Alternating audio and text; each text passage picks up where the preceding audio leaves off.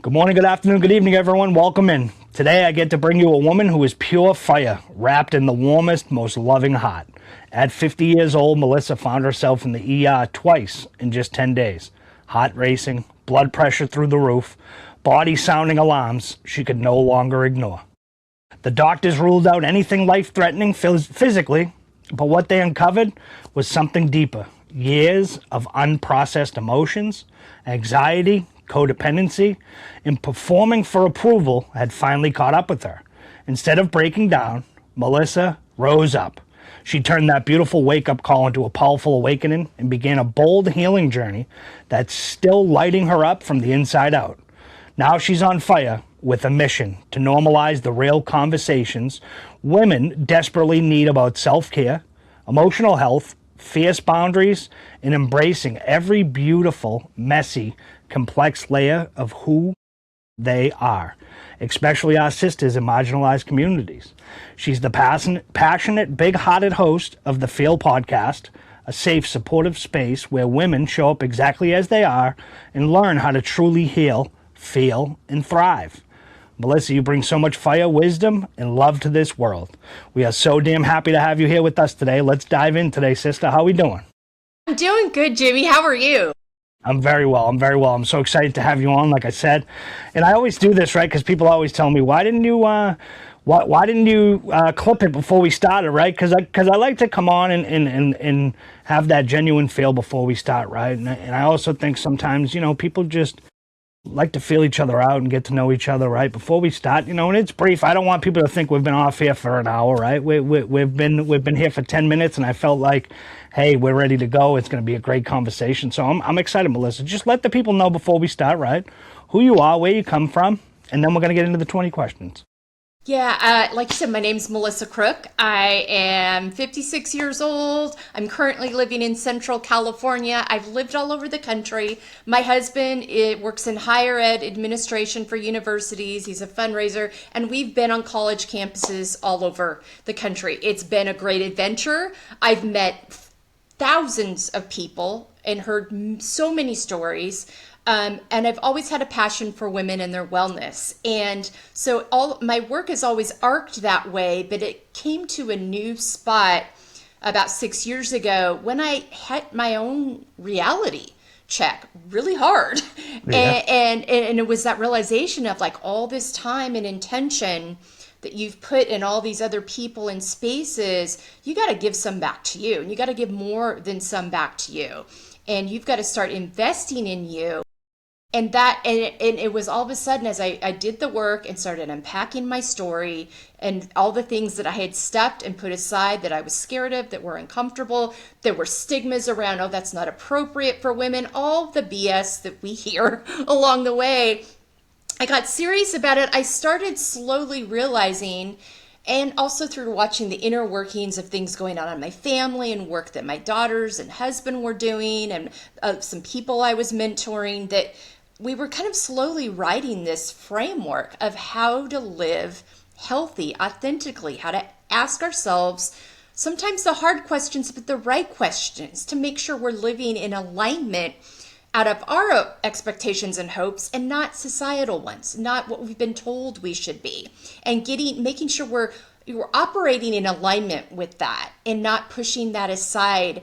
And this became really kind of my rally cry of, okay, we got to start having these conversations, because I know too many women that have went down this road that I've went down. I have 3 daughters that are grown now. And my daughters and my husband throughout my life would be like, Mom, Mom, Mom. I mean, they're, would talk to me.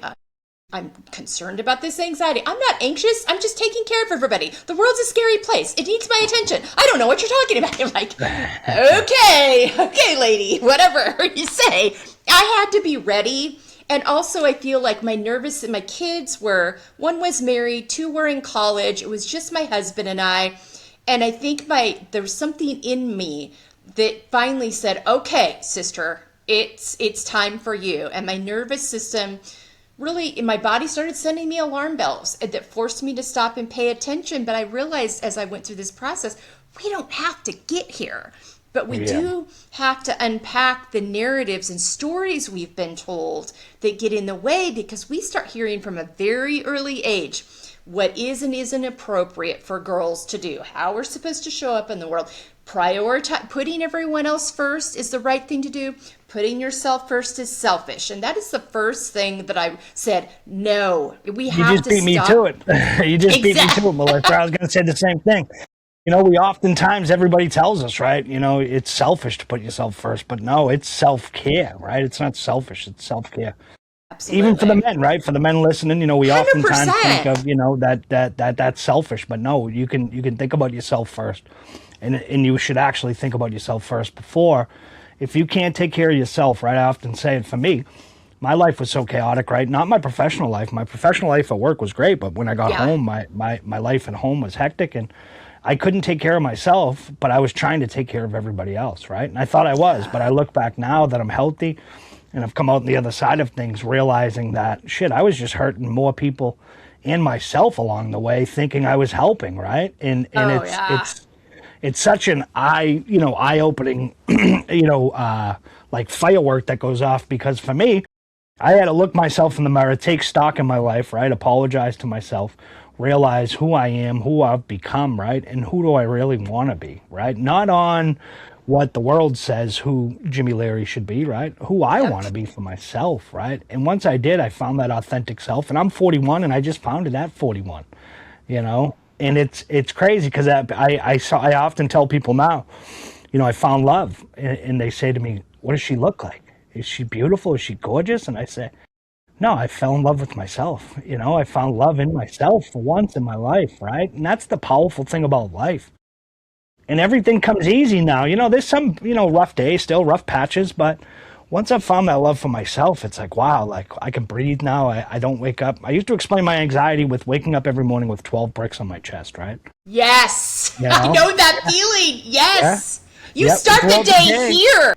Yeah. And throughout the day, you start taking them off, right? And some days you get them all off and you feel great. But the next morning you wake up, those 12 bricks are back, you know? And I haven't had that since I've found myself in living life on my terms, living life how I should, right? And it's powerful because too many of us, right? Life's so short. It's so short, and our time here on earth is so quick.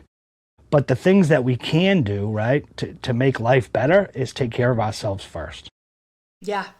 Yeah. Yeah. Yeah. Everybody wins when they get the healthiest, most resource filled, fresh, present version of us. Everybody Correct. wins. Yeah. Yeah, and it's a no-brainer, right? You look at it and if you were to look at that in a book and you would say to yourself, wow, that's so easy, right? Yeah. Yeah. But it's really not, because I was a people pleaser for 41 years, right? And I pleased everybody, and I would jump through hoops, right, to to help everybody. And here I am now, right? I've lost about 120 pounds, right? I used to be about 350 pounds. I've lost 120 pounds. I still want to lose 30 more.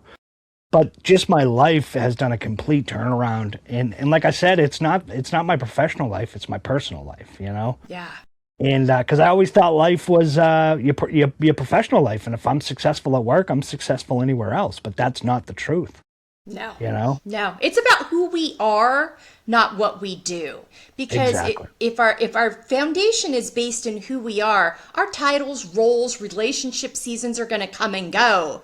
But if we've got that foundational base in loving, in accepting, acknowledging, loving, and knowing who we are, then we can weather all that, because we haven't lost our identity by attaching ourselves to these descriptions and titles and roles that we've clung on to. And it's exactly what you said. It's accepting and knowing who you are, and knowing that we're responsible for our own happiness. No Yeah. one else and nothing else is. We are. We And are, yeah. we are, and we've got to own that and be responsible and accountable for that. I always used to say, right? I always used to say to, like, my I'm divorced, and ex-girlfriends, like, you make me so happy. You make my life so happy. Now that I look at myself now, and I'm like, it was such a false, narrative, false story I was telling myself, right? That I needed to be happy because, my wife, they can still make you happy, but they're generally, right, deep down inside, and not going to make you feel happy unless you're happy for yourself and happy for, it's it's an eye-opening, it's a whole life change at 41 to try to do it, but I'm glad I'm on this journey. And I'm glad, you're here with me today. So how did your faith, right, Melissa? How did your faith background both help and complicate your healing journey when you realized you still had no real peace?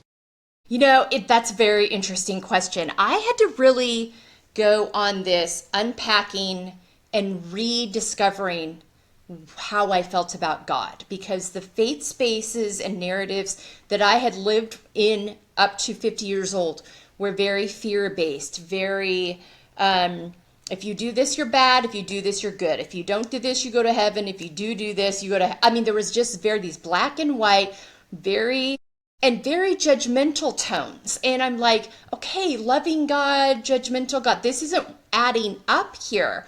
This isn't lining up for me. And what I came to determine is my issue wasn't with God. My issue was with these organized faith spaces that were taking the parts of God that worked for them to kind of keep you in line and keep you control, and kind of ignored the rest or glossed over the rest. I'm like, that's just not the kind of, and so I ended up for years stuffing and pushing away these ideas that I felt more aligned with me, but the faith space said, no, that's bad. That's your sinful nature. Don't trust yourself. And I'm like, this just isn't lining up with me. And then I would question myself and feel bad. I'm like, oh, it's just my sin nature. I kept going back to that. And it wasn't until I just full stop, I'm going to start over again. And I'm going to really rediscover what I truly believe. And I'm going to start trusting my instincts. I'm going to start trusting my inner knowing. I'm going to start trusting those things that are telling me that this is actually aligned with who you are. This is who you were designed to be. And when I started doing that and got rid of all the other noise, then I was able to really figure out, oh my gosh, I've been this has been in me all along. It was pushed. Yeah. And because of all of these you got to fit into this box spaces. Yeah. And it's that's never what God intended for me. That's not what God intends for anybody. And I'm just not going to live like that anymore. And it's been interesting. There's relationships in my life that don't understand this. They're very, oh, I'm so worried about you. I'm good. I'm more concerned about you because you're still living in this box structure. And it concerns, because that has such an impact, anxiety is something that I have dealt with. Through therapy, I've traced it back to 4 to 6 years old is when it started showing up in my system. And I've been able to kind of track, okay, now I understand what this was all these years and what it looked like. These systems of feeling like I was having these different verses in the Bible kind of used against me. Well, if you truly trust, you won't be anxious. And, all these things of okay, I don't trust enough. I don't have enough faith. And realizing, no, this is a real struggle within you. You're not bad. You're not less faithful. You're not disobedient. This is a real thing that has happened because of the environment you came from and how that was triggered and ignited within you. And there's resources for you, and you don't need to feel bad or guilty. So I think I had to remove myself. There's so much moralizing that goes on in these decisions that I had to, my husband's really good actually at remembering this quicker than I do of these are human-made faith spaces, and they take these things that they have determined are from God, but none of them are God. They're their best estimation of what God said, and then it's for us to discuss and determine how that fits, how we filter it. It's meant to create curiosity within us, not judgment. And I see so much judgment and fear in so many different religion and faith spaces. And so if it feels fearful or judgment filled, then I know that's not from God and that's not for me. Yeah. And that's one of the things, right? I was lucky enough, and I say it, to go to private school my whole, from first grade till 12th, right? I spent middle school. I didn't go to Catholic school, but first through fifth was Catholic, and then high school Catholic, all boys school and high school. And I almost say it, it was almost like institutionalized, right? They drain it into your head Yeah. about, God, God's watching you. Every step you make, God's watching you. And I say to people, right, just because you can have faith and not go to church. You can have religion and you don't have to go to church and listen to them preach, and the priest talk down to you. As I say, they don't talk with you, they talk down to you, Oh yeah. right, as they sit My up on husband, my husband left the Catholic Church. yeah 35. His mom was Irish Catholic. He grew up with it, did all the things. So yeah I know what you're talking about. yeah same as me, Irish Catholic. That's one of the biggest things, and I tell Yeah. people I still have faith, but I interpret things differently, right? I don't look at an Yeah. all-powerful God, if you do believe in it, who shames you for being a homosexual, who shames you for Yeah. being, you, right? Me I don't too. believe in that. I I same. believe that if God created us all equally and this loving, caring God, then he would love his son or daughter if they were gay or bisexual or whatever they may be, right? Yeah.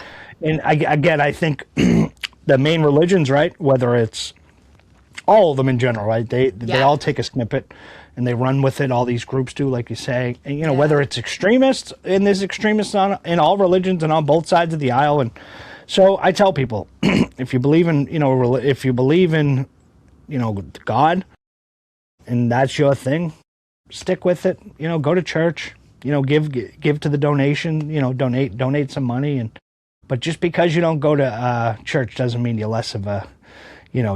you're less of a Catholic, as they say. So Yeah. I'm so with you. Melissa, what's one of the biggest, right, stuffed emotions you had to finally face that was affecting your physical health? Anger and grief were and I say those together because there was some coexistence that happened, but I think anger was number one because I think especially as women and little girls, anger is bad. Anger's not polite. It's don't speak up, don't cause a fuss, don't get in the way, all these things. And I think even in the church sometimes the way anger is taught, it can be misleading. It's Yeah. like anger itself isn't bad, but it can result in bad results, harmful results, if you don't know what to do with it, if you don't process it, if you don't feel it. And so I see a lot of women stuffing their anger because they've been told it's not nice, it's not polite, it's whatever it isn't. Well, that just stays stuffed. And at some point, it will bubble over, and it will bubble over in high blood pressure, in racing heartbeat, in extended anxiety, in anger outburst, in emotional, just screaming, yelling breakdowns because it's got to have somewhere to go. You can't keep carrying it. So, anger with that. And then I had also the grief around the fact that what I was told to do with that anger at an early age and how that kept me from mourning things that happened younger in life. And so it was really giving that room and space to breathe. And I remember when it first started coming out, I was working in some deep EMDR with my therapist. Yeah. And that's emotive therapy that was very effective for me. And Melissa, It, sorry to cut you off, right? yeah, But I yeah. know a lot of people, right? Many people that have had, come on, EMDR has worked wonders for them. Wonders for them, right? I had one guy on, Laverne Friesen, who was telling me he did one session of EMDR, and he was like, it was so powerful, like I couldn't do it again. He was like, it Yeah. really is. So, so I appreciate you sharing that and being open to let people know that is another available option when it does come to therapy. So. It is. When you need to dig deep, when you need to visit that inner child and meet him or her when she's 5, 6, 8, 10, wherever it is, it's very effective and it allows you to tap into things you just can't get to on a surface level. And so as I started unpacking this, and my therapist was very mindful of having very specific focuses and prompts within that to pull, and as we started pulling these things out, I started feeling it like really somatically. And so she's like, okay, we got to create some avenues for you to get this out and release it. And so whether it was a vigorous workout, whether it was like taking a pillow and finding, I had a brick wall on this inner part of our backyard that I could go to and swing that pillow and sweat it and scream and yell and just let it all out. I had a 10 to 12 day period where I just cried. All the things that I had stuffed and was told there wasn't room for. And that was the big one for me. And I find with women that is very common.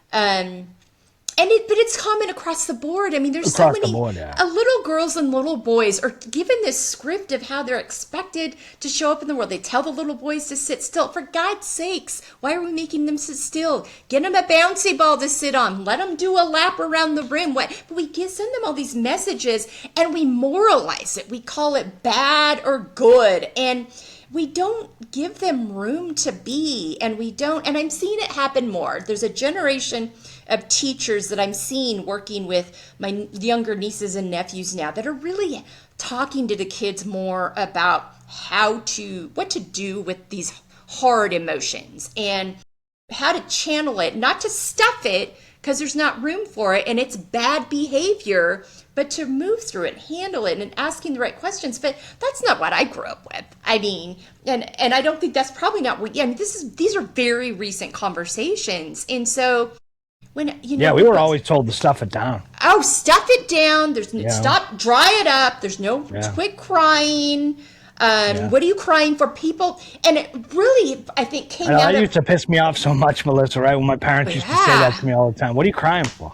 Yeah. What are you crying for? And it's like, I'm crying. Can you just acknowledge that I'm crying? Like, yeah. Why is this such a bad thing? I think the adults in our lives didn't know what to do with their emotions, and so they had really no concept. If they couldn't handle their own, they really couldn't do anything with their kids' emotions, and that was very much the case. And so it made them uncomfortable, and they wanted to just stop and go away. And so and generations of us grew up like that.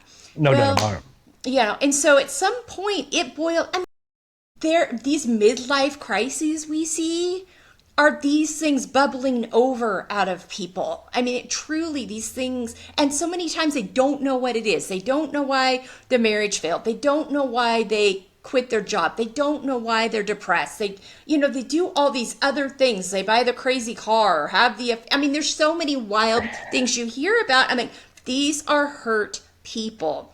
Yeah. And they haven't done the work on themselves to what I call embrace their layers, accept who they are, feel the anger, feel the sadness, feel the fear. There's room for all of it. I am so passionate about the fact that there's no such thing as positive or negative emotions. There are more difficult emotions and there are easier, more fun emotions, but we're not moralizing emotions. They're clues. They're clues that something needs to be felt and processed and moved through. Yeah. And Melissa, you know what happens with hurt people, right? They hurt people.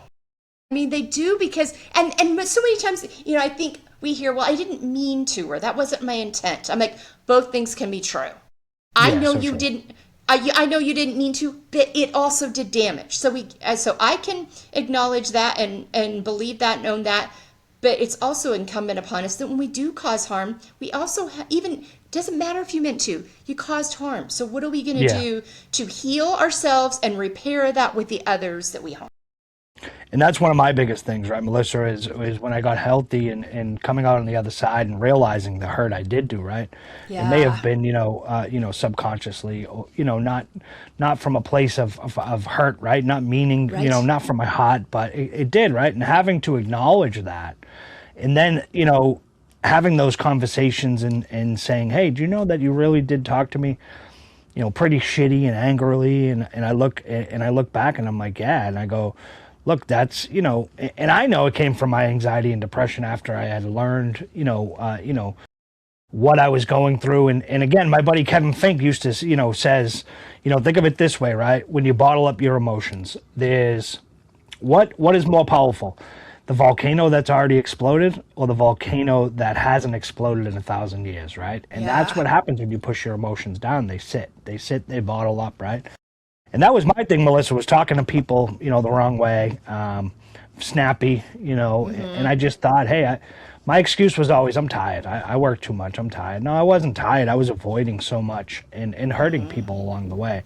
And that's one of the greatest things I'm able to do now is have those healthy conversations now. And, I can never make amends and I can never make them not feel the way that they did, but also still too now acknowledging the hurt that I did do, right? And acknowledging other people's feelings, that they have feelings as well, right? That they were hurt, right? And that I did hurt them. It doesn't make me a bad person, right? Right. You have to acknowledge that, Yeah, I think it's that you hit that. When you start growing and learning, It is, and I think you hit on something so key. You don't identify with the behavior. It's a behavior. It's not your identity. And so many times we shame ourselves, and it's like, no. That was a behavior, and we can change that. We can impact that. It doesn't make you inherently bad. Bad, yeah. Yeah, and that's the thing, right? So you mentioned, right, codependency and performing for approval, right? Yeah. How did letting go of these patterns change your daily life? It was like lifting. You talked about those bricks earlier that you woke up in the morning feeling like when before you realized the impact anxiety was having on you. Yeah. It felt like lifting one brick off at a time, because I changed the way I was showing up in relationships is I'm going to take care of everybody. I'm going to solve everybody's problems. It's my responsibility to do that. It's my responsibility to make sure everybody's okay and right and good and have all the answers. And even if nobody asks you, right? Exactly. Sorry about that. Even if nobody asks you, right? It's so cool, 'cause that's how I used to be, right? I'd show up and be like, all right, we got to do boom, boom, boom. We can fix this. We can fix that. And it's like, shit. I look back now and I'm like, nobody ever asked me to fix anything, Yeah, well, I'll tell you, the first clues I got, and this was a few years before I had my ER visits, but I'll never forget this. My oldest daughter, this was probably about 10 years ago now. She was home on a college, like spring break or something, and she and I were in the kitchen catching up. She was telling me about something she was struggling with, and I jump in and I'm ready to solve it. And she's like, Mom, stop. I don't need you to fix it. I just need you to listen. I don't need you to fix it. I'm working through it. I just needed to say it out loud and listen. And that was like, oh, okay. When you realize codependence and high performing for approval people make fantastic employees, but it doesn't make for healthy relationships. No. And that can go both ways. And I talk to people a lot about the fact it's the first time my therapist said codependent relationships, I'm like, I don't even know what that means. Say more. And she's like, well, let's just talk about how you operate, because you're kind of the poster child. She said it better than that. I was like, oh, okay. I'm the one in the dictionary, the picture by me in codependent. But it was that, but that's the world I grew up in. In my family, you dropped everything for everybody. If there was lots of trauma bonding, lots of codependency, we didn't talk about this stuff, especially publicly, anything that would make our family look bad. That got swept under the rug. We didn't deal with the hard emotions, but you dropped everything and you showed up, and it was your responsibility as an oldest daughter. It was my responsibility to take care of my brothers and take care of my family, make sure emotionally manage the room and all those things. And it was also my oldest daughter who said to me at one point a few years ago, she's like, Mom, it is the outcome and choices of your younger brothers are not your responsibility. You are not it never was. You never should have been asked to carry that or be that person in their lives. And you got to release that. That's not for you. She's like, I've watched you bust your tail my entire life trying to get these people to operate in a healthy way. Let them go. You don't owe them anything. And so it was hard, because there's relationships that want you to continue to show up that way. They don't want to shift. They haven't done their own work. They're not interested in doing their own work for a variety of reasons. They're comfortable, they're scared, whatever it is. And so when you all of a sudden start being like, I'm not going to show up that way anymore, and you start setting some healthy boundaries around what you will and won't tolerate in terms of how you're going to show up and what you're going to do if certain things start happening. It's not about them changing their behavior, but how you're just not going to be what they are used to. That doesn't always go very well. And I had to learn that that didn't mean I was doing something wrong just because they didn't want to hear that or see that shift. That's not how they were used to me showing up.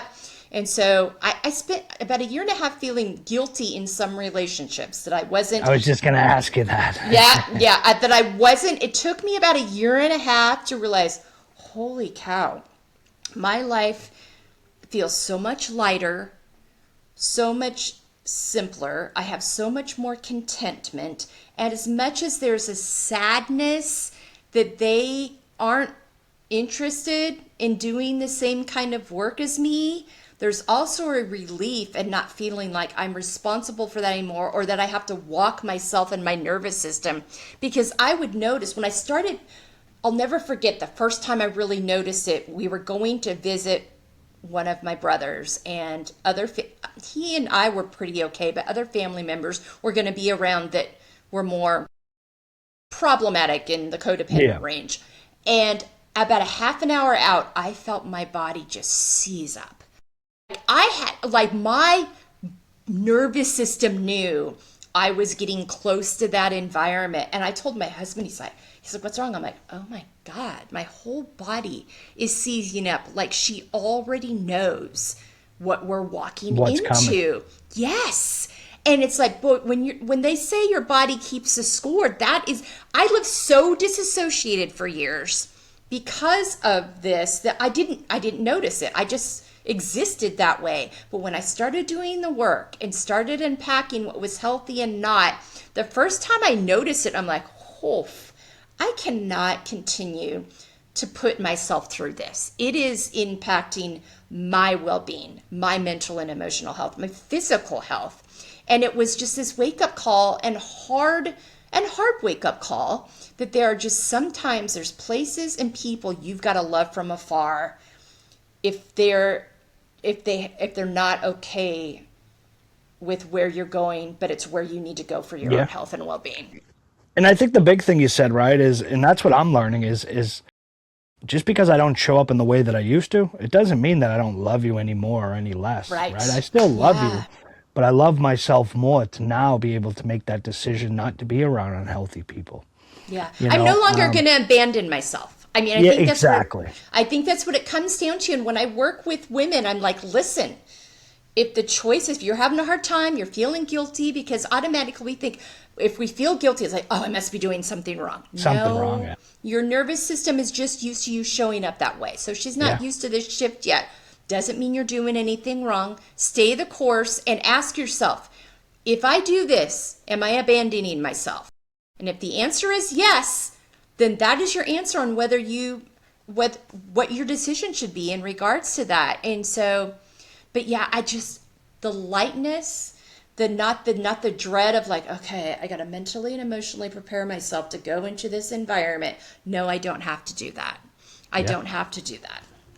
And one of the big things, right? One of the big things I think Melissa's, it has been saying, right? One of the key things people need to realize is when you start getting healthy, right? And you come out and you process your trauma and emotions, right? The one thing you do have to learn is you're not going to heal overnight. And healing comes with doing your work, right? Mm-hmm. I can't do anybody else's work. They can't do my work. But if you really want to get healthy and you really want to do some change in life, that's where the work has to be done. And the work is not going to do itself.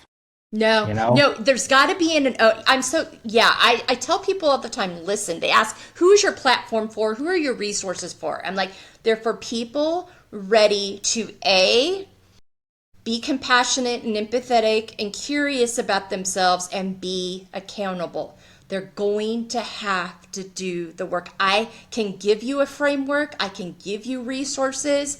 I cannot do it for you. You're going to have to make some hard decisions. You might have to have some hard conversations with people. Yourself too. And it starts with you. Like, honestly, it starts with you. All of this starts with your inner dialogue, how you talk to yourself, what you will and won't allow to filter you, impact you. One of the projects kind of things that I had to work with on my therapist, she's like, how's your self-talk? I'm like, oh, I think it's pretty good. I think I'm pretty confident. She's like, okay, we're going to spend this week. I want you to just spend this week focusing on that. I want you to, try to notice and journal. And I was like, okay. When I stopped and was present and started paying attention to my dialogue, I was like, oh God, I would never say that to my daughter, to my best friend, to my sister, my coworker. I would never do that. And it was just a very important reminder of how unaware we are of our inner dialogue and the impact that has on us. So yes, it starts with you, and it's amazing when you're able to do that with yourself, how it changes how you interact with other people and how mindful you are about what you say and how you approach, and your level of patience and empathy and curiosity that comes into play, rather than irritability and impatience and judgment, because that's how you treat yourself. So then unknowingly, unwittingly, that's how you end up responding to others as well. Yeah. Or also not responding to others, right? Because you get to the point now where you're healthy and you don't have to. Yes. I mean, I think you just releasing this idea, we're not going to be for everybody. And that's okay. And not all relationships are for always and forever. And that's okay. That doesn't mean anybody is inherently bad. Sometimes we just outgrow people in spaces or have shifts, and that's okay. And we don't have to feel guilty about it. We don't have to demonize anyone. And it just goes back to that question of like, what kind of spaces and places am I going to allow to filter into my system, to impact me? And what am I going to allow? I get to decide that. Yeah, it's almost it's basically intentional living intentionally. Absolutely. Right? Intentional living, right? And so why do you think, right, Melissa, so many women in their 40s and 50s reach a breaking point like you did? I think it's all the things we've talked about already. They believe, I came up in a generation, my group of women especially, where we were the first generation that really kind of freely went to college. We were actually encouraged to. Like, our parents actually were like, it was an expectation that we would go to college, get the degree. But also within that, you better find the husband by the time you're a senior in college. And then you find the part, you meet the guy, you have the wedding after college graduation, you buy the house, you get the car, you get the job, you have the kids, happily ever after. And no one stops, you don't stop yourself, and no one stops to ask you, is that what you really want? Is that, is this actually aligned with you? Is this something you actually care about? And many of these things were well-intentioned, but no one stops to ask, so many times themselves, or no one else asks them, hey, this is what a lot of people are doing, but how does that feel for you? Is that something you're excited about? And so they have followed the script that they were told would make them happy. And they get to a point, they're feeling angsty, they're feeling irritable, they're feeling out of alignment. And they look at their life on paper and like, I was told this would make me happy. Yeah. And I'm not. So what's happening here? And sometimes they'll get to that question, and sometimes it'll show up like in very harmful ways in our physical health, in our mental health, in our emotional health. It might look like there's all kinds of addictions and numbing practices that start coming into play because we're scared of the emotions. We don't know what to do with them. We've been told they're not appropriate. We feel guilty for not being happy. Like, I have this wonderful partner, and I have these beautiful children, and this fantastic job, and this nice house, and the car. And women are so good at shame. Like, oh, I'm so bad because I'm not grateful. And gratitude starts being weaponized. And it's like, I can be grateful and also acknowledge that something's out of place. It doesn't make me less grateful. And fake gratitude is not lasting. So I'm very people are like, I'm really kind of anti-gratitude journal, because I want you to talk about all of your feelings.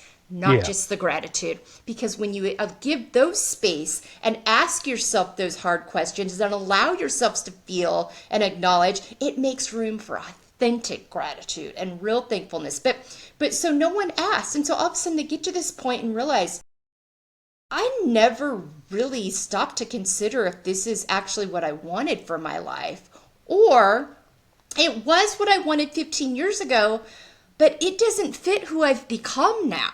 Yeah. But then there's all this guilt about, well, you can't leave, you have to stay. And I know so many people that grew up in houses with miserable parents because they had to stay. Damn. And It's it's like, such a bullshit, excuse my language, such a it bullshit excuse. is.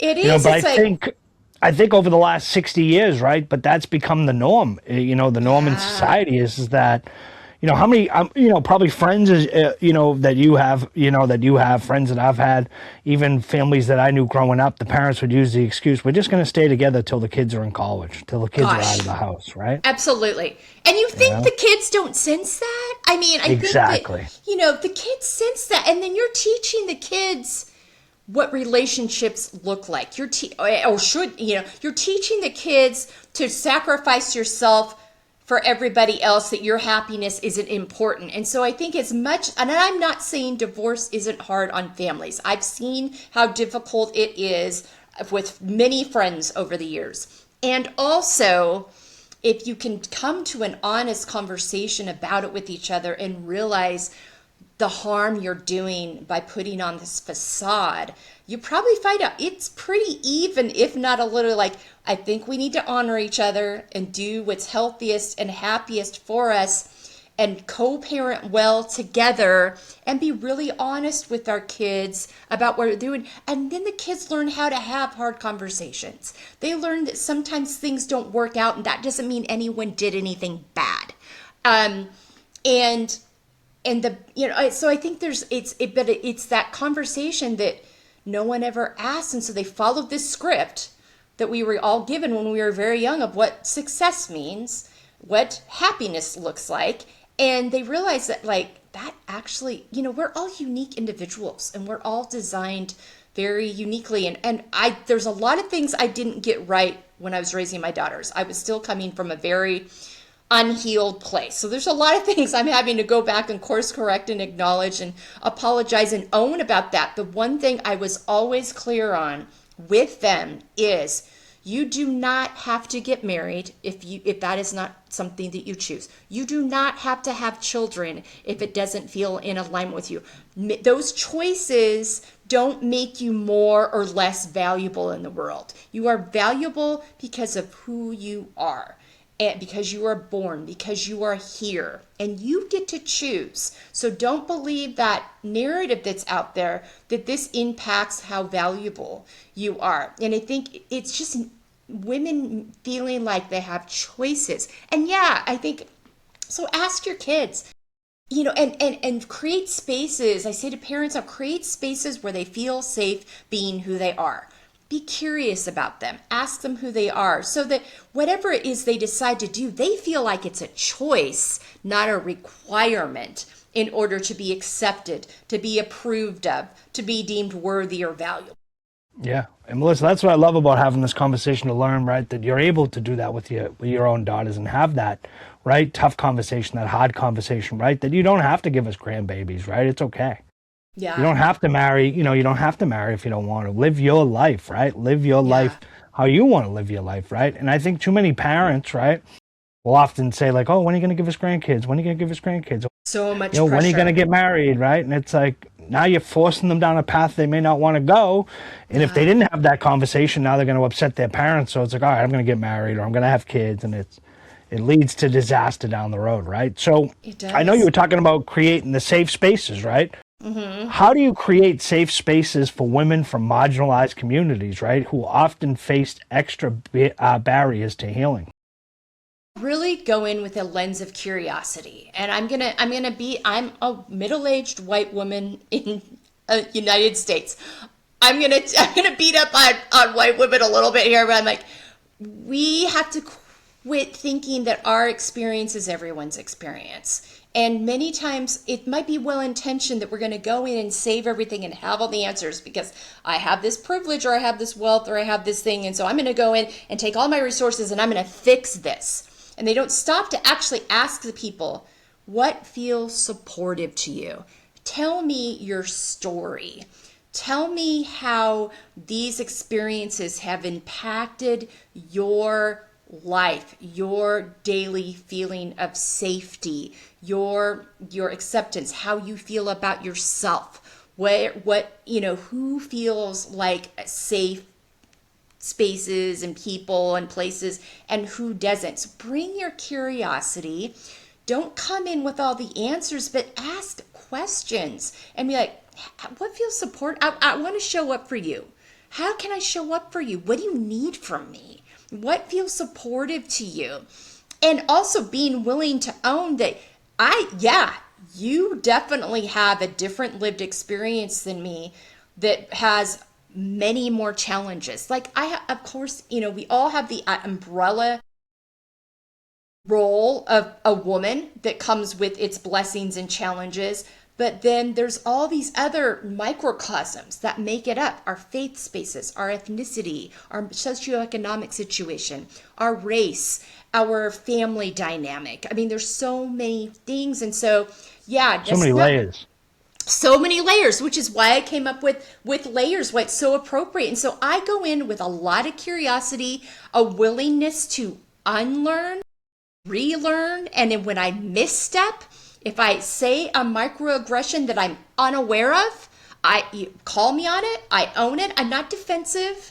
I'm not, beating myself. I'm just like, I got more to learn. Thank you for sharing that with me. I want to be, and so take away the defensiveness and this idea of how you think it should look or be, and just be open and willing to continue to learn and be like, how can I support you?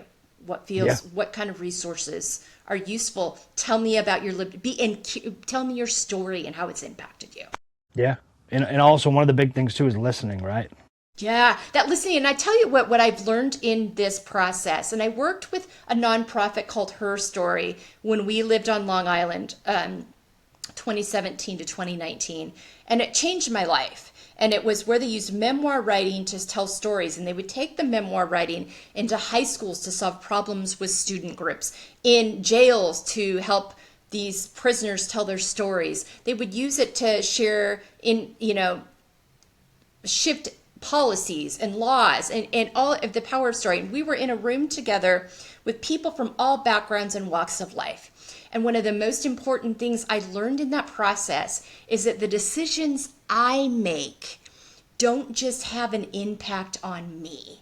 They have an impact on and how are those, thinking about how those decisions impact. How does my vote impact that person, that DACA kid, that immigrant, that, woman in the Bronx with 8 kids in an apartment working 3 jobs just trying to make ends meet. I mean, so it opened up a curiosity of like, okay, I really need to be mindful about the broader impact. And I think that so many of these communities, the Black communities, the Hispanic communities, they are so mindful of community impact. And they're always thinking broader. And I want to challenge us all to be more thoughtful about community impact and going in asking questions instead of giving answers. Yeah.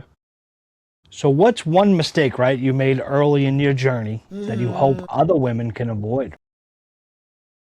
I thought that I could just go in and get therapy for 6 months and go on my merry way. And that's just not how it works. It's just not how it works. I told my therapist the first time I saw her, and I did 3 rounds of therapy. Like it took me to my 3rd round to really dig in. So I did some in my 20s, some in my 30s, and then at 50, I finally went all in. And I'm like, I want you to heal me from my anxiety. And she's like, well, I've got some good news and bad news for you. The good news is I can help you change your relationship with anxiety. But I cannot heal you from anxiety. Anxiety is an emotion that exists within all of this, that's there for a reason. It's there to protect us. And that knocked me off. I was like, oh no, I'm always gonna have this, and so I almost like, I don't know if I can do this. I mean, I need somebody that can heal me from my anxiety. And my husband's like, I don't think you're gonna find that. I mean, you can continue to shop around. If you do think you found that, they probably aren't very good at what they're doing. And they're probably just taking your money. So yeah, I think I had to quit. And what I realized in this process is I was identifying, like I had to change the language. Like I have anxiety. I am feeling anxious. I am feeling the anxiety. I am not my anxiety. That is just, it's a part of my layers and story, but it's not my identity. So not identifying, and I realized as I reflected back that I identified with these emotions as my identity rather than behaviors that would come and go and were a part of me. No, that's so true. So what role, right, does boundaries play in protecting both your emotional and physical health? It's really about capacity. I have learned about the importance of, instead of looking at my calendar in terms of time in a day, I look at my calendar in terms of my capacity, my emotional capacity, my mental capacity. And so the boundaries really become about, okay, I'm not going to attend evening events in this season because I've got I'm going to be working on these things during the day. And by the evening, I need to be done. I need to not be expected to show up at these things. So I do very minimal with my husband's job. He has a very social out-facing job. So we do have a lot of events with him. So I really minimize my events for my work. I try to minimize them to mostly daily things. And I make very few exceptions for a couple of things where I will do an evening thing. So that's one way that I protect my time. In terms of my health, I am the first person I put in my calendar. And then everything else has to work around that. What I mean is my moving my body every day is non-negotiable. That's a non-negotiable. I will move my body in some way every day. How I fuel my body, non-negotiable. I have a system where I track to make sure I'm getting the things that I need to thrive. Not restrictive, but just that I need to fuel my body to keep doing the things I'm doing. And then I'll consider, okay, I learned early on in doing these podcasts, I can't record 5 or 6 podcast conversations in a day. It's too emotionally draining. So I am like, I realized 2 to 3 is my max. And then I'll do other administrative things around that. And then in terms of conversations, I used to feel like if somebody called me and I looked at the name and realized, okay, this is going to be a long conversation, or this is going to be, I would look and feel like, I've got to answer that. I'll look and I'm like, if their house is on fire, they'll call me again, or they'll shoot me a text saying, I need to talk to you now. If I don't have the capacity for that, I'm not picking that phone up right now. And I'll make a note in my calendar to return their call at another time. And so taking the urgency off, answering an email right away, answering a phone call I know I don't have the capacity for, being really mindful, that has been, and not feeling like that's bad or that it's selfish. It's like, if I don't have the capacity, what good am I going to be to them anyway? And then also not putting myself in spaces that aren't filling my cup. And we all have to do things we don't want to do. We've all got to clean the toilets and do the laundry and all the things. But in terms of spaces and meetings and places I give my time to, I'm very careful about, is this something that I've got the bandwidth for, the capacity for? Is this something that fills my cup, or I'm just doing it because I don't want so-and-so to feel bad? I'm not, and so asking myself those questions. And it's the key, Valerie Rivera, who is a guest with us a couple of different times, she's a therapist, she's in Texas, and she gave some of the smartest advice I've ever heard. She's like, whatever you're saying yes to, you're saying no to something else. You better be okay with whatever it is you're saying no to, and it can't always be you. It's got, so boundaries have been, I didn't know what these were 6 years ago. To me, a boundary had always been the state line. Okay. Same it was very geographical for me. Yeah. And it wasn't until I started actually practicing them, and I actually learned, my daughters learned about them first and started bringing home their, like, we would like to set some healthy boundaries around if a conversation is getting too emotional, that we can take a time out and regroup so that we can come back calm, settled nervous systems, and continue the conversation. And my husband and I were like, what? What are they talking about? What are these crazy kids bringing home? So they actually modeled it to us first. But yeah, it's made all the difference. Yeah. And similar to me, like, 8 months ago, the same thing with me with boundaries. I didn't know what boundaries were. Yeah. Now that I have my boundaries up, there's less people I talk to, less people that want to talk to me, which is fine because then they weren't really meant to be in my life anyways, right? Exactly. So, I mean, when we do this work on ourselves, we will both attract the people in relationships that are healthy for us, and we'll detract the ones that aren't. And that's okay. Yeah, and that's okay. So how has, becoming a podcast host on the Feel podcast deepened your own healing? Gosh, I think it's that realization that we're not alone. There's so many powerful stories. There's so many amazing women and men out there taking these stories that they have walked and creating resources and support. And so it's just a reminder to me that it's not about being perfect. It's about showing up every day. It's about asking yourself these key questions and knowing it's okay to take 3 steps forward and 4 steps back. That's okay.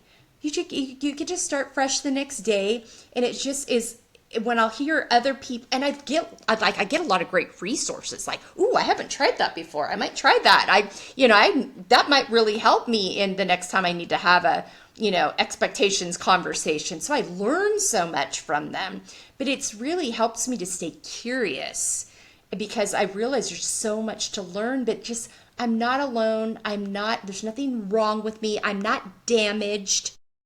I think it's just those constant reminders, and just grateful that I get to have these. I mean, I would have never imagined.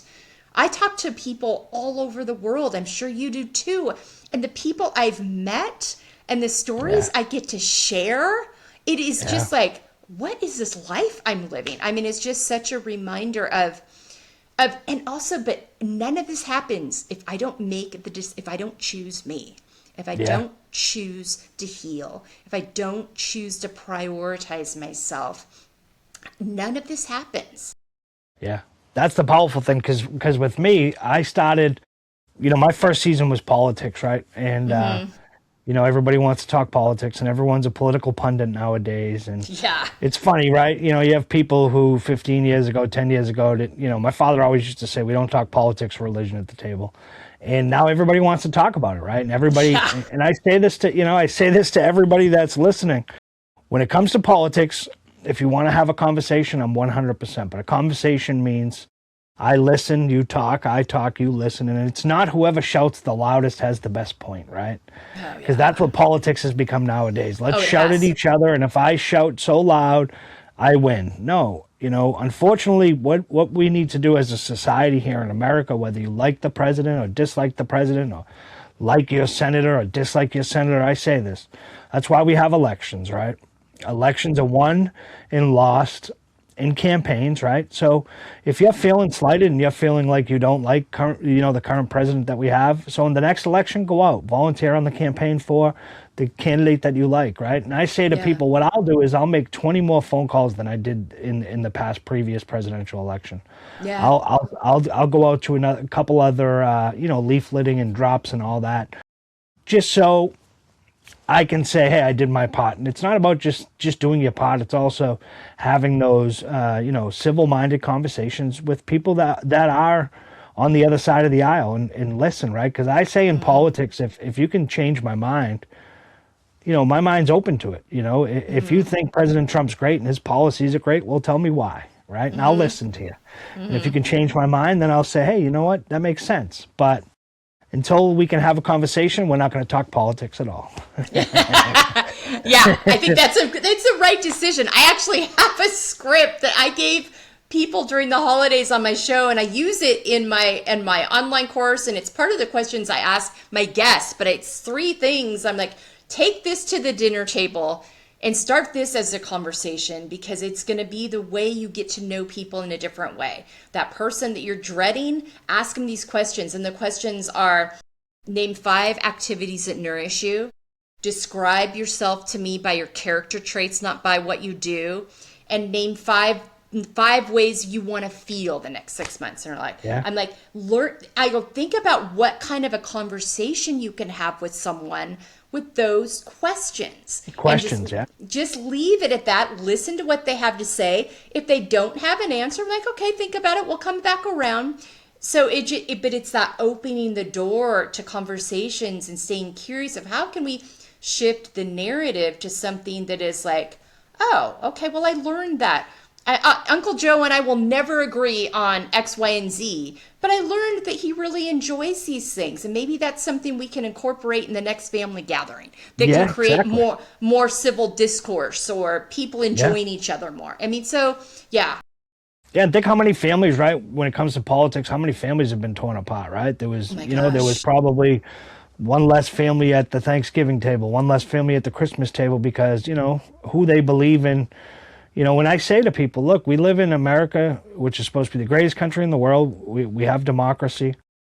Elections, people win, people lose, right? And it happens. But to lose a family member, to lose a friend over politics, right? And it's become such a cool thing now that I'm a Democrat or I'm a Republican. Like, I tell people all the time, walk a day in my shoes, go down to Capitol Hill and see what it's really like, and you'll come back and you'll say, I never want to fucking discuss politics. Excuse my language. You'll never want to discuss politics ever again, right? Oh my gosh, yeah. Yeah, I can't. Oh my goodness. Yeah. I mean, it's just, but yeah, I mean, I will tell you, Jimmy, I think, I go back to this, it sounds simplistic.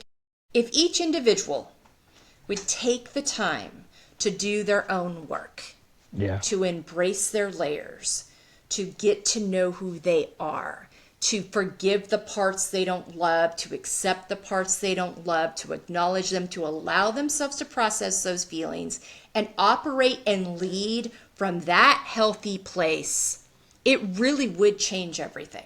We have so many people leading from a lack of health, from insecurity, from generational anger and trauma, and not from. And I'm like, I know it sounds simplistic, but 2 things. Everyone do your own work, A. And B, we're going to come together and we're going to each share a little bit of our story. You're going to get to know us via our story. I'm not going to tell you what party I'm from or anything else. I'm simply going to share my story with you. If we could do those things, it changes the way you make decisions. It changes the way you interact with people, how you talk to people, what you will and won't tolerate. So yeah, I mean, my solution to saving the world is like every single individual start with you. And do your own. And that's the greatest thing of, Uncle Jimmy's podcast of in a world of 8 billion people, right? Everybody has a journey of life. Everybody has a story. And that's one of my big things of, having people come on and talk. And, I have a couple political guys coming up, and I'm excited. I'm excited to have them on and talk. I had a guy on, Bob Martin, last week. He was a lawyer, and then he went to become a social worker. And then now he's a mentoring coach, and talking with him was so powerful. I mean, he had worked with Janet Reno down in Miami in her office, so he's worked with a lot of great people, and he's such a smart, intelligent guy. But to have these conversations, I think they're vital. And I tell people, I think we just need to have conversations, right? Conversations, no shouting matches. And like you said, just, how many people nowadays don't know who their neighbor is, right? Oh, yeah. For sure. Absolutely. It all starts at home, and it starts with you, Yeah, it starts locally. I think, too, what can you do right here in your own space? We can't all do everything, but we can all do something. I know that's said a lot, but it really is true. And it starts locally. How can you make a difference in your own backyard? Start there. Yeah. So 2 more questions before we finish, right? So what does living your best, healthiest, most content life actually look like for you now in your 50s? For me, I go back to my feel framework and I'm regularly asking myself, am I making sure I've got room for those activities that fill my cup? How are my healthy boundaries feeling? Does anything need to be adjusted? Am I making room to feel and process my emotions well? Am I showing up unapologetically and supporting others in their and feeling helping them feel safe to show up? And when I say unapologetically, women are notorious for I'm sorrying them. I'm sorry. Quit apologizing for things that Yeah. aren't your responsibility. Apologize Yeah. for the things you do wrong, but don't apologize for showing up in a room or taking up space or having a voice. So revisiting that. Am I living out of my own why and values, or am I living out of others? Am I living out of my own expectations, or am I living out of others? And is there a layer that I'm struggling with right now? Do I need to revisit and get curious about why I'm having a hard time accepting this? And then that keeps me present. It keeps me paying attention to those signals my body and my conscience and my inner knowing is giving me. Helps me be mindful and show up in relationships well. And that's allows me, but it's regularly engaging with these things and not allowing myself to get complacent or comfortable and Yeah. remaining curious. And that's my newest thing, right? That I've learned. It's okay to be uncomfortable. Yeah, that's It where the really growth is, happens. It really is. Yeah. Yeah. You can probably see my face is all red now because I'm like, bashful that I can actually admit that it's okay to be uncomfortable, because my whole life I went through making sure every situation, every room I walked into, every conversation I had, I was comfortable, right? And Yeah. that's sort of the human way, right? Of you Oh just want yeah. everything to be comfortable. You want everything to smooth sailing, right? So before I get to the last question, right, I just want to ask you, where can people find you? If you go to embracinglayers.com, that's my website. Everything's there. All the things I offer, whatever it is, socials, everything I offer, go to embracinglayers.com. Embracinglayers.com, and I'll make sure I put that up Okay. when we get the podcast up and out. So the last question, right, for women who feel it's too late to start this kind of healing work, what would you say to them right now? It's never too late. Whatever life you have left, whether it's 6 months or 60 years, you are worth fighting for. You should feel free and safe and have permission to live the healthiest, most vibrant life you can get. You're worth the investment. So, I mean, the three things I always wrap up a podcast with these days are: you are worthy, you are valuable, and you get to choose, because no one else can do this for you. But you can choose you. You can choose practices that allow you to shift things. You're like, I don't want to do that anymore. And it's not always going to be easy, but we've got resources to support you. But it's never too late. I don't care if you're 18 or 85. It's never too late to choose you. And think of the example, if you are older, that you're setting for people around you, that you can constantly learn and shift and change no matter how old you are. There's no limit to that. Melissa, my heart feels so full after sitting with you today. Talking with you is like being wrapped in the warmest, gentle hug, honest, safe, and full of grace. I'll be honest with you. A few years ago, I watched my own mom push through her 50s carrying so much unprocessed stress and emotion, just like you described. She kept smiling, she kept performing, she kept saying she was fine, until her body finally said enough and she had passed away. Hearing your story brought tears to my eyes, because I wish she had found someone like you back then, someone to help her connect those dots and give herself permission to heal. You've taken your own painful wake-up call and turned it into something so beautiful. A soft, supportive space where women can finally stop pretending and start truly feeling. The work you're doing with the Feel podcast is healing hearts and changing lives in the quietest, most powerful way. To every woman listening, it's never too late to choose yourself. Your peace matters, your healing matters, and you are so deeply worthy of the contentment and joy that's waiting for you on the other side of this work. Melissa, thank you for being such a loving, wise presence on the show today. You're a true gift to every woman who hears your voice. Please come back anytime. You'll always have a home and a little brother's hug waiting right here for you. Jimmy, thank you. That makes my, I'm tearing up. That makes my heart feel so full. Thank you for having these conversations, opening the door to these spaces. I think, I want to say something real quick. I'm a 56-year-old middle-aged woman living in Central California. Jimmy's a 41-year-old in Boston.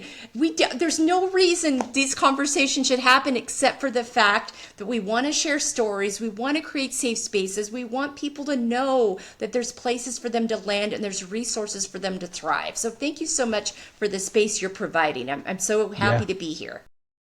Thank you so much. And like I say, Melissa, one of the biggest things is trying to normalize the conversation, right?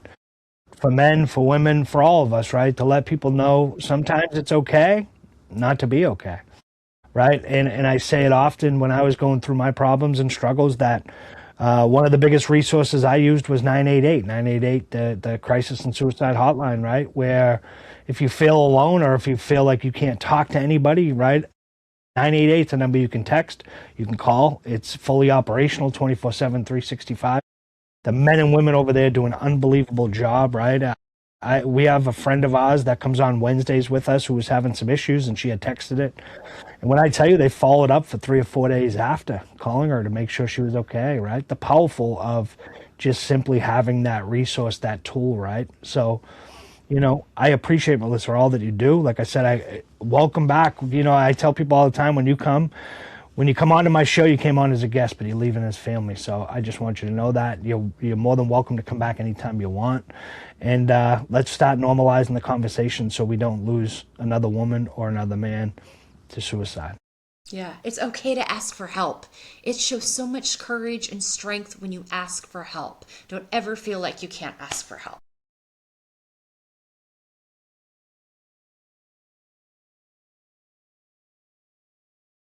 I always forget I have my 2 computers going.